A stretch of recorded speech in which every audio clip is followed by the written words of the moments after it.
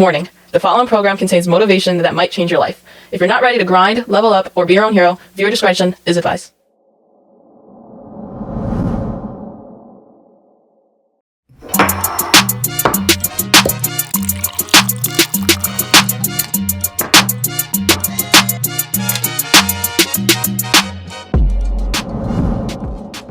All right, so let me break it down real quick, right? I drove almost 2 hours out from Philly, where I'm at here, all the way to York, PA, to link up with my guy Jennings. Now, here's the thing, man. I got all the way out there and I realized I forgot my damn tripods. I got 2 of them, right? So one of them for each camera. I bring 2 cameras, get 2 different angles. That's kind of how I've been filming, whatnot, right? Well, I left them both at the crib like they ain't have a whole job to do. So what I do, right? I take the main camera, I put it on top of one of his trash cans. So while that one's sitting on top of a trash can, I held the other camera in my other hand while I asked him all the questions that I prepared for him. Real filmmaker vibes, right? To make it even worse, right, in the middle of the actual interview, we about like 25 minutes in, my audio device died. This joint right here, it records audio from the mic, and it was just dead. You know, the whole thing just straight up died on me. I tell y'all all about this little lifesaver in a whole other video, right? Because even with all that trash can tripods and dead batteries, what we caught on camera that day, man, it was priceless. So this ain't just a story about watering hoses, bro. This is about how Jennings, a black man who flipped pressure into power and made over $250,000 doing it. Stay locked in, man.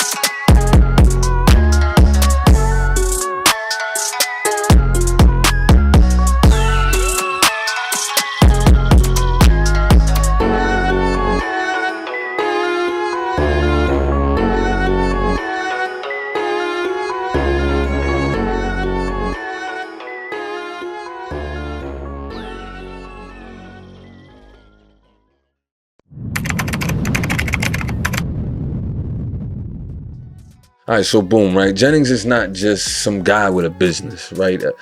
This man is a whole husband. He's a father. He's a leader out here, man. He's born in Philly. You know, he moved out to Lancaster and he built something heavy out there. He got family photos up like reminders of why he's grinding. The man moves with purpose. You gotta respect it. You start by introducing yourself to the world? Yeah, my name is George Jennings, retired military, entrepreneur, husband, been married 16 years, beautiful family, just chilling, man. I was gonna say, if you could limit the clapping a little bit, because that makes the audio peak. Does it? That clap, it goes up. Man, I did 1 clap, man. You did about 17 of them, I seen it. Wow, you can't count.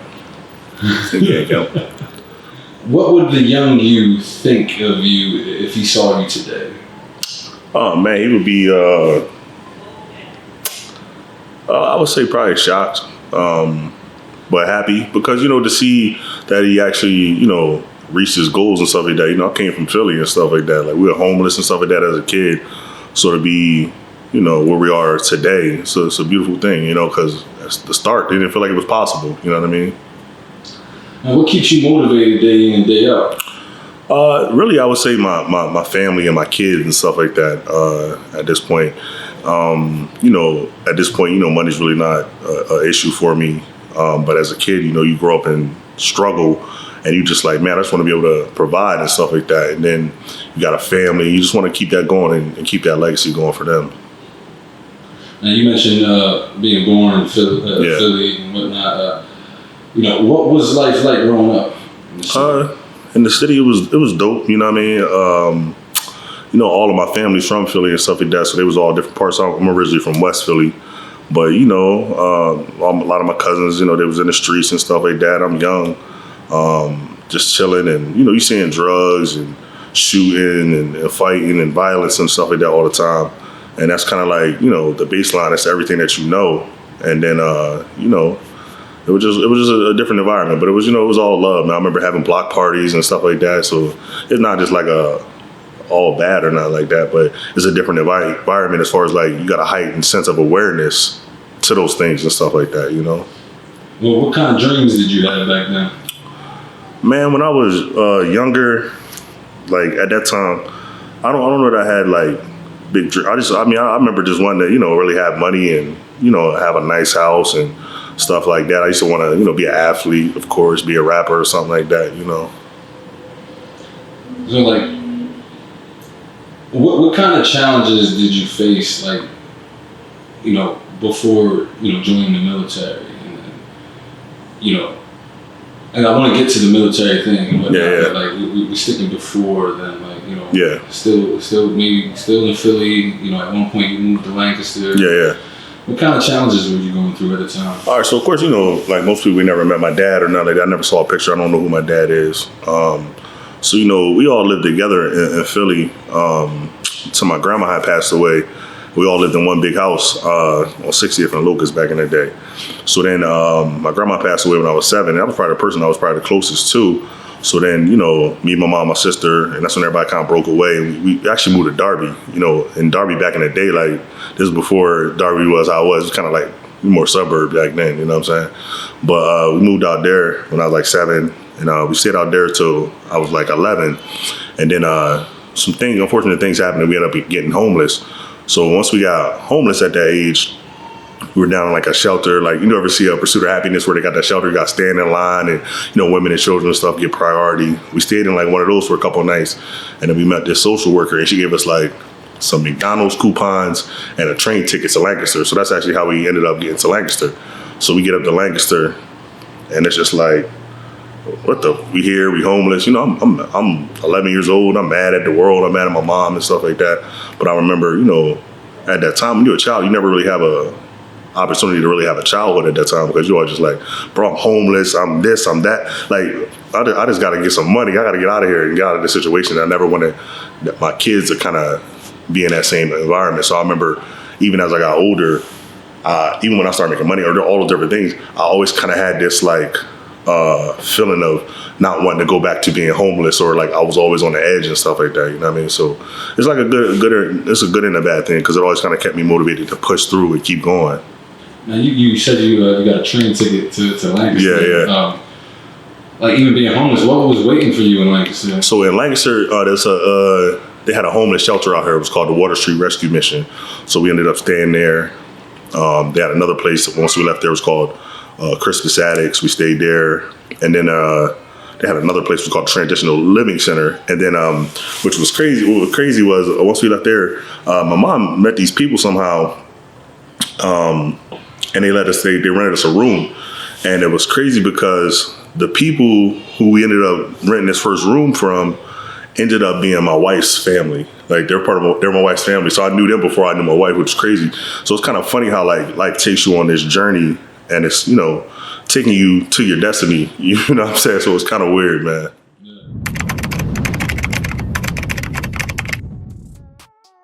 So I met Jennings in the Army, right? Straight out of boot camp. Like, we ain't even know each other for real. But as soon as we started talking rap, hip hop, battle rap, bars, all that, we was locked in. And then boom, a couple months later, we was deployed to Afghanistan.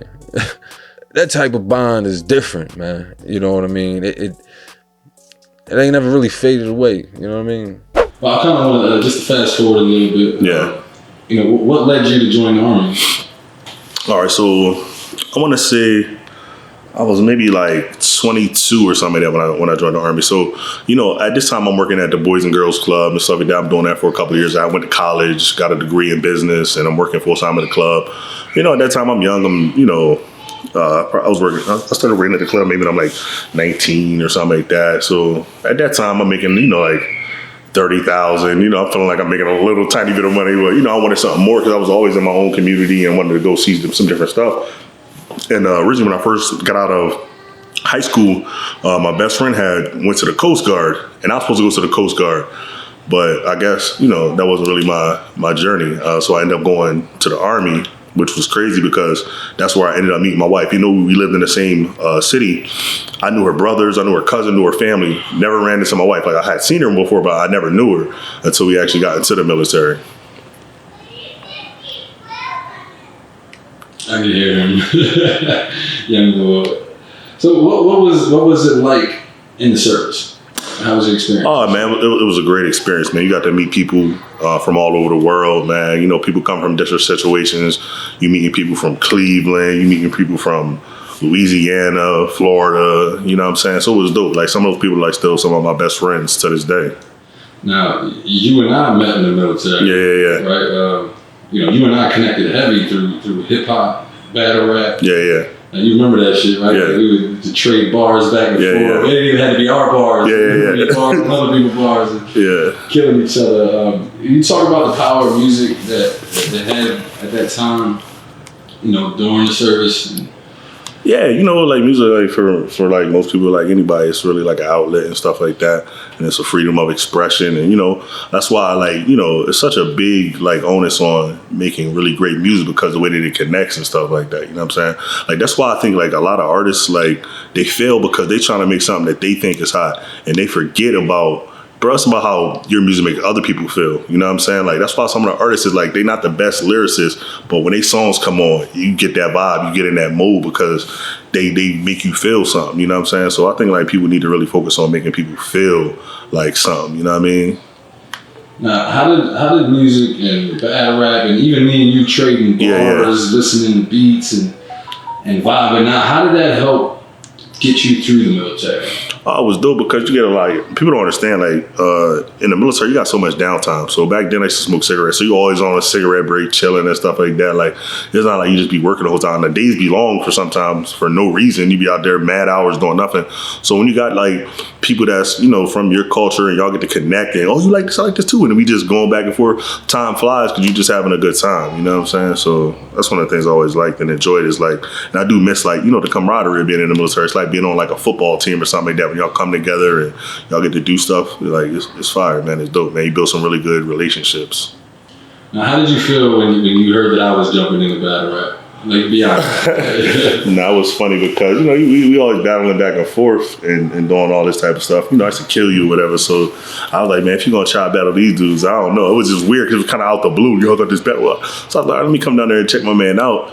And I remember that, John, it was on the Trap House, John. You battled the Bull Crisis, and yeah, you kind of lit the bull up. So it was crazy, like how fast it started going. And then you had a couple other battles. And I remember the joint when Twerk was actually joining and stuff like that, because I think he the one made that call to Norbs. Yeah, so it was crazy, man. Like, it was just moving so fast. You know what I'm saying? Like, so salute to you, man, to be able to jump in to something like that. You know what I mean? Because a lot of people talk about it, but everybody don't always take action though, too. You know what I'm saying? So to chase your own dream and passion. Now, just to get away from that a little bit, you were medically retired. Yeah. Right, and I'm now considered a disabled vet. Yeah. Can you walk us through, not only just what happened, but even the benefits behind being a disabled vet? Yeah. So yeah, I had 2 tours. I was in Iraq, 08-09. Then I was in Afghanistan, 12-13. So of course, you go through a lot of different stuff, PTSD and, anxiety, which is crazy because, like when you come from the streets, you kind of got those things already. You know what I'm saying? Like, I remember the first time I was in Iraq, I was like, man, the crazy thing is I grew up in a combat zone. Like, you grew up in Philly, like you growing up in a combat zone, but you always got that heightened sense of awareness. But then also the benefits are crazy because, being a 100% disabled veteran, you don't have to pay property taxes and stuff like that too, though. So like, this is my crib here in this area. the property tax is like $10,000 a year for a house like this. You know what I'm saying? So not having to pay that is a beautiful benefit. But also, you know, being retired, you know, I got free health care for me and my family for the rest of our lives as well.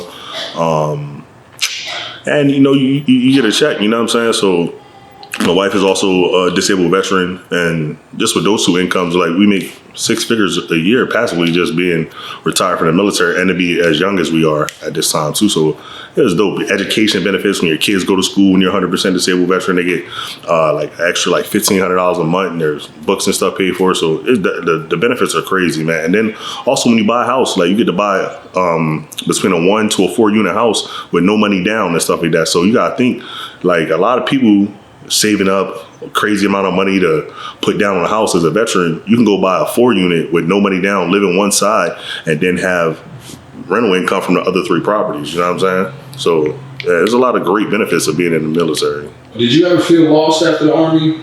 Oh man, completely, man. You definitely are just in a different space and stuff like that. You know, like in the military, everything is kind of regimented, and then there's like, if you need this, you need that, finance, you need, you know what I'm saying? Like, they got all these different departments, and you know, somebody can direct you a place to go. When you get back out here to the civilian world, you be back, like, what the, you know what I'm saying? Like, you kind of lost. You feel like you lost so much time being in there. Like, the transition is crazy, you know what I'm saying? Like, you so used to being 15 minutes early. I'm 30 minutes early for stuff, and you all on edge all the time and stuff like that. And you gotta realize you gotta be able to slow down and relax, which you don't know how to do. You know what I'm saying? I don't know how to relax at this point now. Like, I've been in, you know, real combat zones all the time. You know what I'm saying? Like, so it's just like, it's a different speed. You know what I'm saying? Well, what helped you stay focused or get back on track after feeling lost? I definitely used the VA a lot. You know what I'm saying? Got treatment at the VA a couple of times, but then also having support from my family. And then another big thing for me was figuring out something I could do for myself as well too, though. I knew at that point, you know, after doing everything the Army or the military wanted me to do, I knew that I wanted to do something for myself. So being an entrepreneur, I think, really helped, because I figured out a way that I can go out and generate income for myself and not be dependent on somebody else. You know what I'm saying?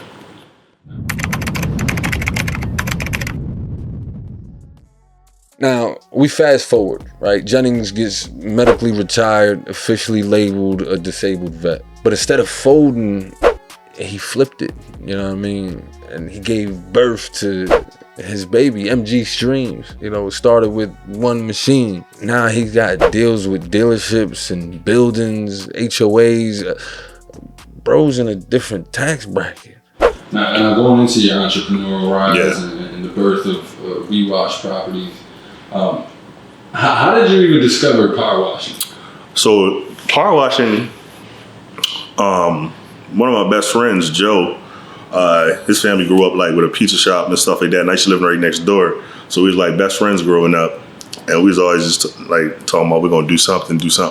And he, you know, he's the one that he would start stuff too, though. You know what I'm saying? Like, he had a pizza shop, but then, like, you know, when I'm coming back from the military, he had a pressure washing business and stuff. But I remember seeing him. He used to be, I went on one job and he was like on a roof and all. I was like, I ain't had no interest in doing it and stuff like that. But then my brother-in-law one time, he was like, yo, man, I got this money, I want to invest in something.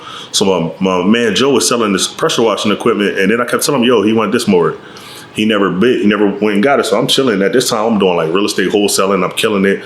Made over 6 figures real quick doing real estate wholesaling. I'm like, oh yeah, this is but then prior to that, I was like, yo, all right, man, I'll go half with you on the stuff. We go half and go buy the stuff. Now, the equipment he had wasn't, it was kind of, you know what I mean? It wasn't really there. Like, so he was doing it like the hard way, like the way that he was doing it. So I actually just learned the game on how to pressure wash and soft wash, just watching YouTube videos and stuff. Started off with a little light equipment, and then just kind of build it up from there, and then learn how to soft wash and do it easy. But, you know, it was all trial and error at first.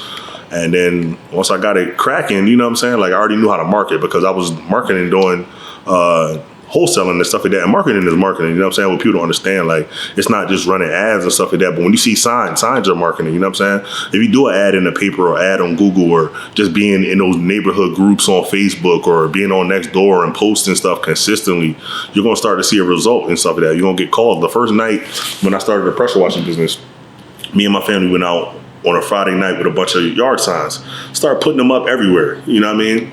by the time I got home on that Friday night, people was already calling me. Hey, I saw your sign that you do pressure washing. So by that Monday, I had already had 3 jobs lined up. You know what I'm saying? And this was 7 years ago. And from there, I just been rolling, you know, like never stopped. So what was that? When did it click that this wasn't just a side hustle, right? Like, this was your business. What clicked? Like, I think for me, you know, once I did it, like I went to this Tony Robbins conference in like 2016, and he was talking about like when you do something right, he's like the best way to learn something is to immerse yourself in it, right? It's to jump fully in it. And he told a story about how they were trying to teach him how to play like polo and stuff like that. But he said he didn't really get the game till he got up on that horse and he felt that rush and really was in the game, because once you got done, you really experienced it. So when I did the pressure washing, I did it full time. You know what I'm saying? And once you start getting jobs and you start doing it, and then you gotta think like I didn't really know I didn't know what I was doing at all. So I'm giving people these prices, whatever. I start building my systems and learning how I was gonna do it. But then as I'm taking on jobs, people were pretty much literally paying me to learn. You know what I'm saying? Like I was learning on the job and stuff like that. But then once I learned how to soft wash and I knew I could just spray the joint on there, it was easy. Oh, bro, that's when I really took off, because now my money started to become predictable and stuff like that. You know what I'm saying? I knew what I was going to charge. I knew how much I was going to make. I knew what my profits were doing it. I knew how I had to market and what I was going to spend on marketing, what I was willing to do marketing and stuff like that. Like the thing with marketing is you can spend money or you can spend time. Like if you're going to spend a lot of money, that's ads and stuff like that. It's going to be more passive for you, but don't just be looking at, oh my gosh, I'm spending this, or I'm not getting no call. It's going to take some time, because any marketing strategy you do, you got to want to do it for at least 90 days. You know what I'm saying? Consistently. If you're going to do signs, that's going to take time. But a lot of people don't do signs because you got to consistently get up, be out putting them joints. But a lot of times we do signs, people still call me from signs that I put up years ago, because they might have took a picture of that sign and be like, hey, I need my house washed now. I took a picture of your sign and stuff like that. Like I had signs used to say, mention this sign and save 15% on it. And people still be calling you like, hey, is that 15% off still good? You know what I'm saying? Because you put it out there. So it was a bit matter of just putting it out there, doing the work and being consistent.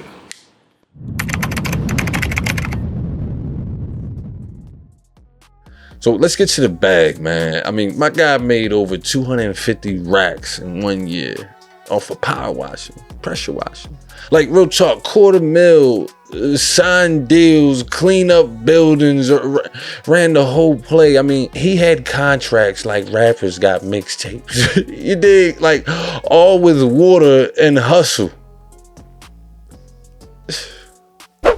I remember you told me this. Yeah. You once made over $250,000 in a single year off of power washing. Can you talk about that? I mean that's what we do like now, and this is the thing. I'll tell you, it's easy once you get it up and running and going and stuff like that. And you got to think like, I don't even have no crew. It's just me. Like I have my sons and stuff like that. I got my 2 sons. I have my brother with me and stuff like that. I have friends with me at different times and stuff like that. But the thing I love about this business is that you can do this as a solopreneur, be in and out, and it don't take a bunch of time. You know what I'm saying?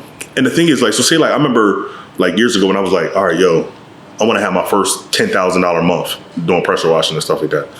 So boom, it was in like a March.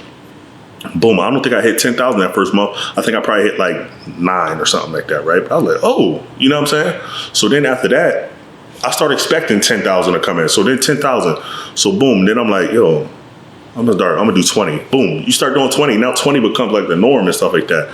And like, to be honest, like my best month in pressure washing, I did like 85,000 in 1 month, just pressure washing. You know what I'm saying? So it's like, I can make way more money if I wanted to, but I'm retired as well. You know what I'm saying? So I enjoy it. I got my youngest son is 3 years old. You know what I'm saying? So I enjoy being with him. And my daughter's 13. My oldest is 23. Like all my kids are like 10 years apart. But I get to be out, pick my son up from school. I get to take my son to school. I get to be at my daughter's softball game. So I have time freedom is one of the biggest things that I enjoy and stuff like that, you know? Now, you talk about, making thousands of dollars in a single month for power washing. Obviously, that comes with landing contracts with different companies. And not even always. Most of my business, for the most part, is residential, right? I do smaller commercial stuff, and to be honest, I don't have a lot of like big contract stuff. Like I did like McDonald's and stuff like that. I do CarMax and stuff like that. Like on reoccurring basis, but you don't really have to, because the thing about cleaning is pressure washing, it'll stay clean for probably like a year and a half, 2 years and stuff like that when you soft wash, right? But you gotta think like, so boom, 2 years, those same customers gonna be calling you back after the next 2 years, right?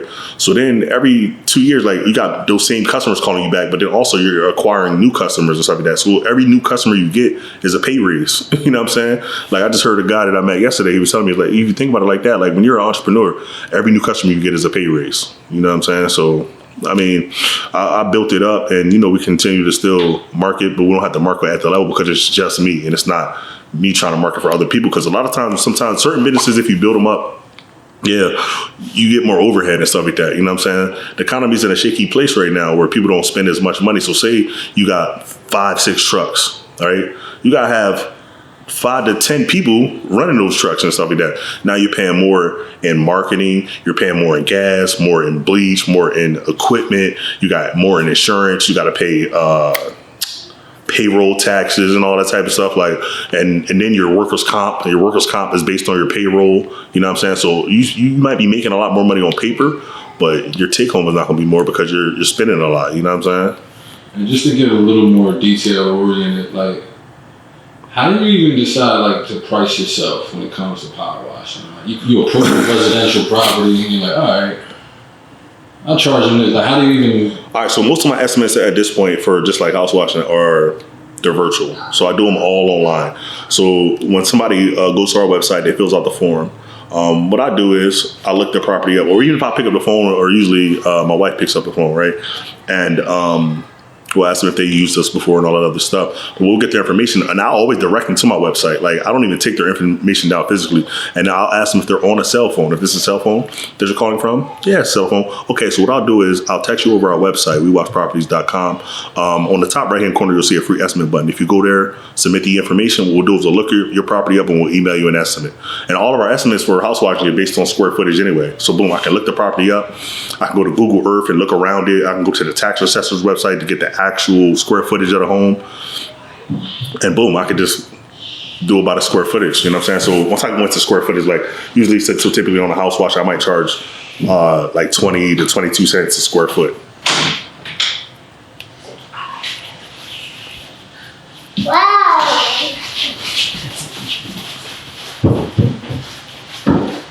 Now, was there ever a moment where you almost gave up? Not in pressure washing. Once I got started doing this, I kind of fell in love with it because, bro, you can be in and out. You know what I'm saying? I'm gonna tell you, like, in the slower part of my year when I first get started, like say in like March, I might only start off doing like 2 jobs a day, right? But I don't start my jobs until like 11 o'clock, and I would say I'm done by like 2 o'clock though. You know what I'm saying? But let's just say, boom, you're doing 2 house washes, and let's just say those house washes are about $500 a piece or something like that. You know what I'm saying? So I might be making $1,000 a day, but I'm only working a couple hours, and that's including the travel and stuff like that. You know what I'm saying? So I done took my son to school. I'm back home. I'm chilling. I can go to the gym, and then I can pick my son back up. I'm still eating dinner. I don't got nothing to worry about. And then I just build my schedule out like that. But then, you know what I'm saying, once I ramp up, the way that I make my bigger money is actually doing like HOAs and stuff like that. Like I got some HOA jobs that I do. So I would say those are probably like my contracts. I do HOAs on a more consistent basis. What's the HOA? I sound like a homeowners association. So that's like where people live in like those communities and stuff like that. And they usually pay like an HOA fee, and that typically ranges depending on what the HOA has to offer and the amenities and all that stuff. But a lot of times, you know, they subcontract out different things like pressure washing or landscaping and stuff like that. So I got one that I do. We do the pressure washing. Let me do the windows.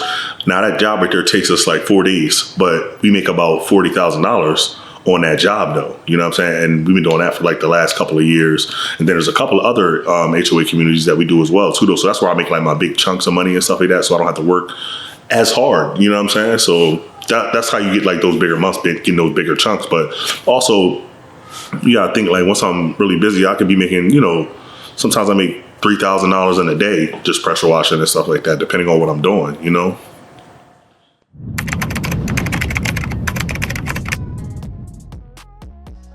See, Jennings ain't just chasing checks, man. He got a vision. This man grinding for his wife, his children, for legacy. I kind of want to get into family, fatherhood, and faith and whatnot. You know, you're married with children. Yeah. Al Bundy. Yeah. What does family mean to you, man? Hey, man. Family matters. Nah, I'm just playing. But nah, family is everything. You know, growing up, like I said, I never met my dad, but just me, mom, and my sister. And we had, you know, it was rough. Like, you know, literally like no food in the house, eating canned goods, and you know what I mean? Like, ain't had nothing to drink and stuff like that. We out here just putting the tea in the joint and stuff like that, putting it in the freezer, and come back, somebody done drunk your joint, you salty, you want to fight, you know. So being able to have a stable family and stuff like that, where you can grow up with love and having that environment was something that I wanted to create and cultivate. So it was the ultimate importance to me, you know. So what lessons do you teach your kids that the Army or business taught you? You know what?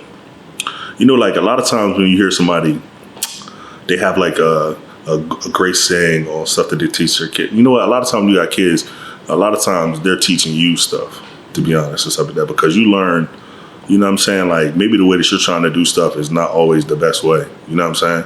And you learn how to readjust and adjust, and then you have to learn how to allow them to be themselves and stuff like that and go on their own path and their own process. But then you have to be a person that's leading by example and stuff like that. Like I remember coming from the military and I'm having all of this discipline and order and structure, and you think that you have to put that on your kids. But a lot of times your kids end up rebelling because you're trying to put them in a situation where you were forced to be, and this is how it has to be.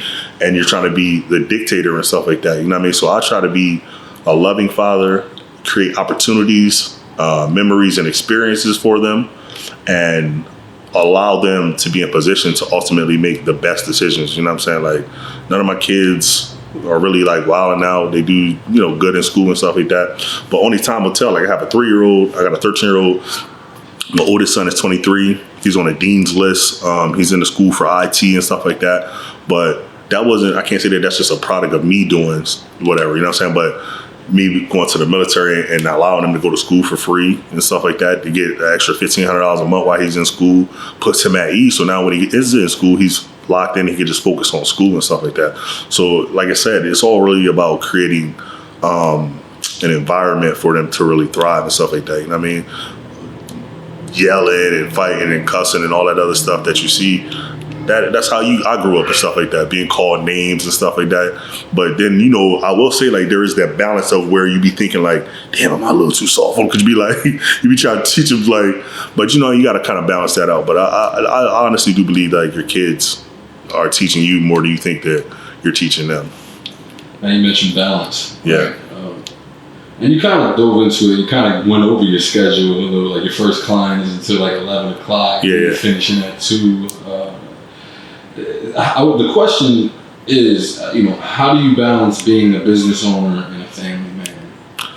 Well, it's a matter of how do you want to balance it and what type of life. Like when I first started, I was on the grind. I'm putting up signs. I'm grinding. I'm trying to get business and stuff like that, right? But you got to do that a lot of times in the beginning. But it depends on what type of business you in as well, too, though. Like this right here, it's relaxing to me when I go out and wash a house. You know what I'm saying? Like, you know, it looks like how it looks before, but then when I'm done, it looks beautiful and stuff like that. So it's almost like therapy. Nobody's out there messing with you. You know what I'm saying? I used to sell life insurance, and the dude, Tim Cochran, he told me how to, I used to be with him, and this dude taught me how to sell. Now, this dude was amazing at selling, right? We'd be together doing like $30,000 a week, and I'm not even BSing, but I'm gonna tell you the problem with life insurance. We're independent agents or whatever, we're selling life insurance. But what ends up happening is when people cancel, you get a charge back. So now we'd be making crazy money, but then you owe the insurance company money because the way their insurance works is like, say they'll advance you the first 9 months of the premium of the policy and stuff, and it depends on what your contract percentage is. So like we on big contracts like 100%, he on like a 120% contract. So say like it's just say their premium is $100 a month. So boom, that's $1,200 a year. You would get a check for $900 as soon as they sign up and stuff. So say they only kept it for 2 months. So now you owe the insurance company $700. So the insurance company never lose. You know what I'm saying? So I got tired of them chargebacks. So I was like, you know what, this ain't the game for me, you know? Yeah. Now you talked about not knowing who your father is. Yeah. But you also talk about, you know, being homeless with your mom. Yeah. You know what I'm saying? You know, how did your mom influence your journey? I'm gonna be honest. I feel like a lot of it was as a kid learning what you didn't want. You know what I'm saying, and what you were not going to allow to happen on your watch as you continue to progress and get older. Like, I didn't allow whatever my circumstances was to become the norm for me. Like, I wanted the exact opposite of whatever I was experiencing as a child. So I think like I learned a lot of that. You know what I mean, to be honest, you know what I'm saying? Like, I don't blame my mom. Like, oh, my mom did the best that she could or whatever.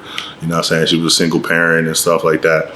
But even like my mom used to work at like fast food places and like Wendy's and Kentucky Fried Chicken and all that. And I was like, yo, I'm not working at these places. Like, I remember I worked at Burger King for like 4 days and I was like, I'm out of here. You know what I'm saying? But, you know, I knew I wanted to, you know, you don't know if you're going to get to it, but I knew I wasn't going to do like certain stuff, like for me, you know what I mean? So I was always willing to take chances, whether that be going to the military and getting a different opportunity, whether that be starting different type. You know, you saw me back there. I used to be out here. I was selling clothes. I was selling fire sticks, like whatever I could do. Like, you know what I'm saying? Like I was, you know, like I could have easily sold drugs, but I just chose not to go down that path and stuff like that because I ultimately knew where that would end. Like, you get addicted to that life and that money, right? But you don't know how to transition into nothing else and stuff like that. People have some brilliant business minds, but if you don't you know how to make money this way. You don't know how to, you know what I'm saying? Like, maybe start a business and all the other stuff might sound foreign to you, even though you're running a business, but that business ends up with jail or death, really. You know what I'm saying? How does your mom view you now? Like, my mom always tells me she's proud of me and stuff like that. You know what I mean? So it's a beautiful thing. You know what I mean? Like, it's a beautiful thing to, you know, get to a point where, you know, like, to be one of the people out of your family that made it and is doing something, you know what I'm saying, positive and, you know, stand on the right path, really.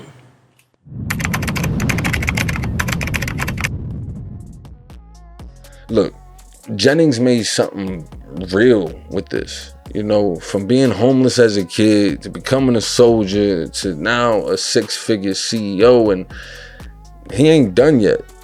You know, this is your sign. I mean, if you've ever thought about starting something, go do it. What's your excuse? You know, you put me on to Les Brown, Jim Rohn, Eric Thomas. We even went on a retreat together. You know, what role did those voices play in your growth? I mean, tremendous. As far as, you know, I would say I feel like Jim Rohn is probably one of the best business philosophers.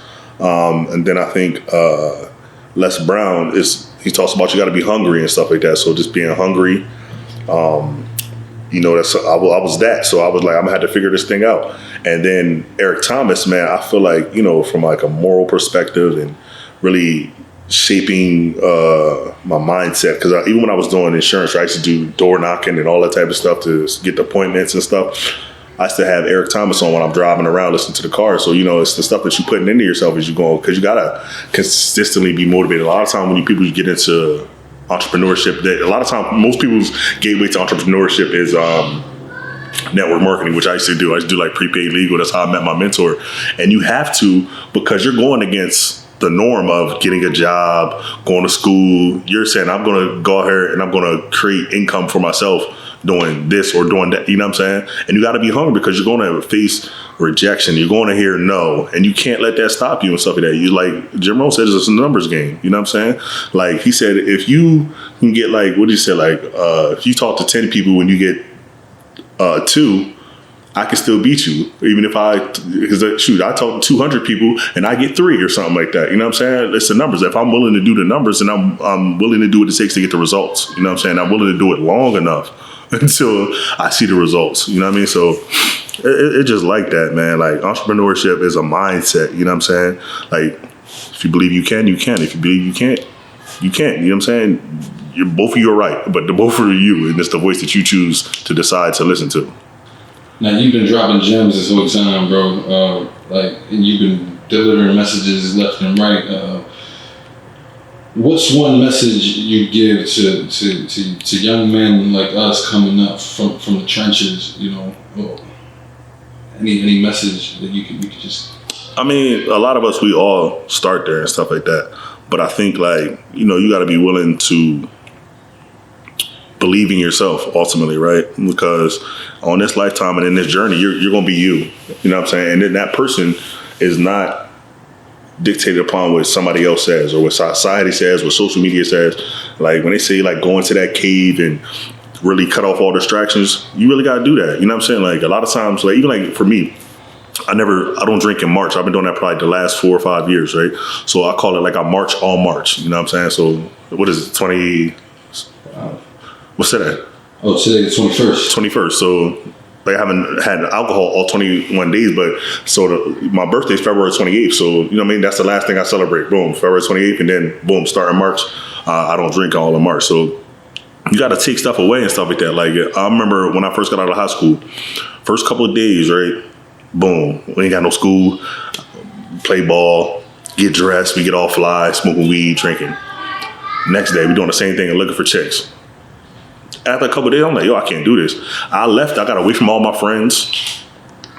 At that time, I even stopped. I started going to church at that time because I was like, yo, I want to go on a different path. But also, like, having a relationship with God is a big part of everything. You know what I'm saying? Like, a personal relationship. I'm not talking about having a relationship with religion or just being part of a church or nothing like that. But you really having a relationship with God, and God will reveal things to you in life and stuff like that. Like, I never would have thought my path would be my path. You know what I'm saying? Like, I'll tell you, like, even my wife, right? Me and my wife, met my wife in the military. We knew each other for like maybe 4 months and we got married. And we've been married now for 16 years. You know what I'm saying? So it's like, you never know what your path is going to be and stuff like that, though. You know what I mean? But you got to want it and you got to pursue it, though. You know what I'm saying? Like, if you want to be the same way that dudes like are pursuing being a rapper or making beats or doing any of those type of things and stuff like that, or selling, bro, put that same type of time and energy into a business and stuff like that. Like, there's a reason why they're just saying mind your own business, right? That means put your mind on your own business and stuff like that. That don't mean just not talk about other people or talk about yourself. No, speak things into existence. Like, yo, I'm going to be a business. I had all this, man. I had vision boards, writing stuff. My wife, she got a 2019 Lexus green, her favorite color, right? We found that joint down out by Philly, actually, right? But the thing was, she had a book, just like a notebook that she would write different stuff down, right? We found this joint a couple years later, and she said in that joint, I'm gonna have a 2019 Lexus. I swear to God, like stuff that she said, I'll go back and look at my old books. Man, I'm gonna be making $250,000 by this time. I'm gonna be, you know what I'm saying? You gotta write that stuff down because, like, if I'm writing it down, I'm making it real. I'm believing it and stuff like that. Like, I'm sticking to my own script, my own plan. I'm the author of this here book, my story. You know what I'm saying? Like, you are co-creators and you got to be able to co-create with God. Like, God is willing and wanting to work with each and every one of us. You know what I'm saying? To be our own hero. That's why when you say like be your own hero, what does that really mean? What is that really about? That's an individual thing. You know what I'm saying? About you pursuing you. You know what I'm saying? You rescuing you. You not being a victim and you not letting somebody else dictate or be the one that's going to come rescue you. Saving yourself. When I was homeless as a kid, I wish somebody was going to jump out there and get us out of that situation and stuff like that. But shoot, like Kyla said, man, God did. You know what I'm saying? God did. That's the person that really was the orchestrator of all those things. But then also it took my faith and my belief to be able to continue on this path and not knowing. You know what I'm saying? Now, you talk about your wife and whatnot, and I'm married as well. You know what I'm saying? I've been with my wife 17 years. And I didn't write this down, but it's just something that came to my mind. Like how important is your wife? Because you talk about you took your family to go plant signs for the business. Mm-hmm. Like y'all driving around together. Yeah. How important was having that family involved in your business and the ideas and support that came from your wife? No, bro, like, like that, stay down till you come up together and stuff like that. You know what I'm saying? Like, she was willing, all right, let's go do it. You know what I'm saying? Like, so having that supportive person, like when I was leaving, I was like, yo, I'm quitting this job. You know what I'm saying? She was like, all right, babe. And she was like, all right, man, I got us and stuff like that. So having somebody that got you, like, that takes some stress off. But like having that is like, not like, oh, she got us, I got my feet up. She know that I'm working too, though. You know what I'm saying? So that gives her the confidence, but it also gives me the confidence to do it. So then when you get to a point where now you're able to repay that person and stuff like that, and just letting them know that they was invaluable to your success and stuff like that. You know what I'm saying? Like, I couldn't have done it without my wife and stuff like that. Like, I wasn't supposed to do it without my wife. That's why we did it together. Yeah, I could have been successful. I could have done different things, but like, there's different things that my wife did, even like setting up the business and stuff like that, and doing a lot of the administrative stuff. And my wife still handles all the calls and all that other stuff right now.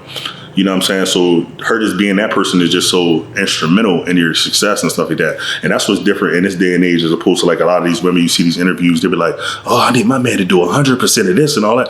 All right, if you want him to pay for 100% of whatever, now, are you going to be 100% supportive?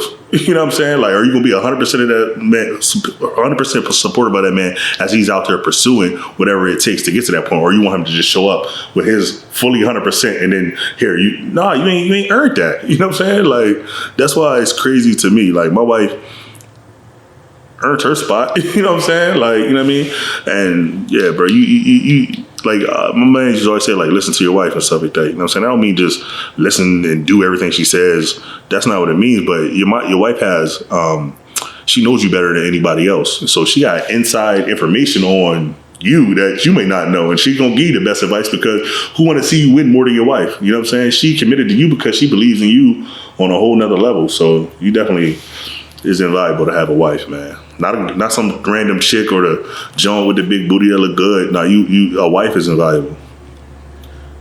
And we almost done. We come on like tail end, just like 4 more. What's the legacy you want to leave behind, man?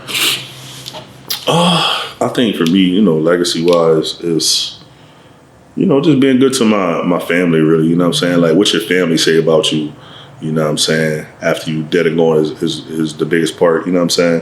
Because people can say anything, you know what I'm saying? Like, I could be looked at outside of my house as whoever, you know what I'm saying? Oh, this guy's so great. But then if I get in the house and I'm slapping my kids around, I'm slapping my wife around, but then I got in front of y'all and I got quotes, and that's not authentic, and that's not really me, because my family got all type of, trauma and stuff like that for me. So I think who my family knows me to be is the true measure of who I am as a person. Where do you see We Watch Properties 5 years from now, 10 years from now? I think probably the next step would probably be just like probably franchising and getting like a couple of other veterans to do it. And I feel like I could give them the blueprint, and then they can, make it as big as they want to. They can be a solopreneur, but then people know that they're showing up, they're getting a veteran that's showing up, they're going to be on time, they're going to do great work, and it's going to be to the standard. You know what I'm saying? Now we get into like the final word, reflections and whatnot. Looking back in your entire journey, from the hood to the military to building a 6-figure business, it might seem like a broad question, but like, what does it all mean to you? I think what it all means to me is progress. You know what I'm saying? Make a progression, belief.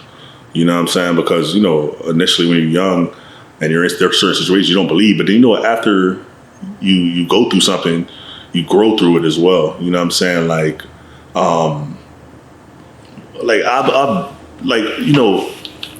you do it, you know it. You know what I'm saying? So like, I've done it at this point. So now, like, for me, it's not about really like looking back and reflecting.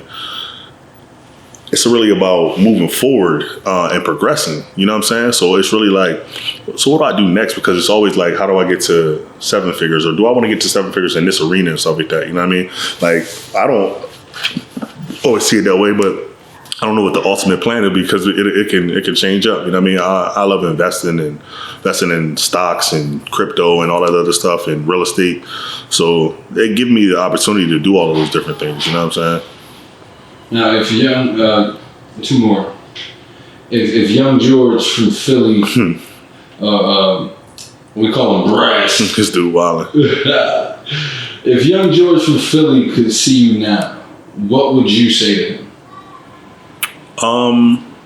It depends on different points. I would definitely tell him to, stay cool, stay calm, enjoy the journey, and take advantage of, every opportunity, but also trusting yourself. You know what I'm saying? Ultimately trusting yourself, because, like, a lot of the things that we know, even though we don't know how we know him. Like, and I think like that's really just that connection to God and stuff like that, and that guidance that we have. Like sometimes when we mess up, we like, damn, I knew I shouldn't have did that, or I knew I should have done this and stuff like that. So just having that trust and belief in ourselves and stuff like that is the biggest thing. And I would just tell them to trust the process and enjoy the process, man.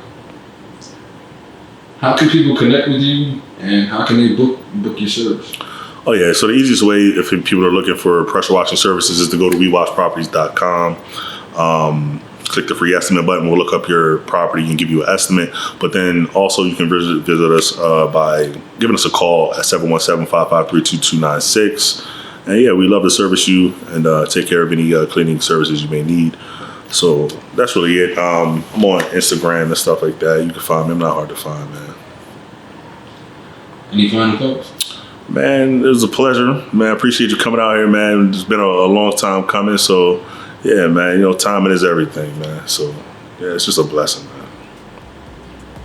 Yo, shout out to Jennings, man. Thanks for letting me come through and hearing your story and taking notes for my own personal gain. You know what I'm saying? Also, shout out to me, man, for forgetting the tripod and almost killing the audio. Again, I'll tell y'all more about the equipment and other videos, I promise. But there's lessons in the losses, man. And that's how we build.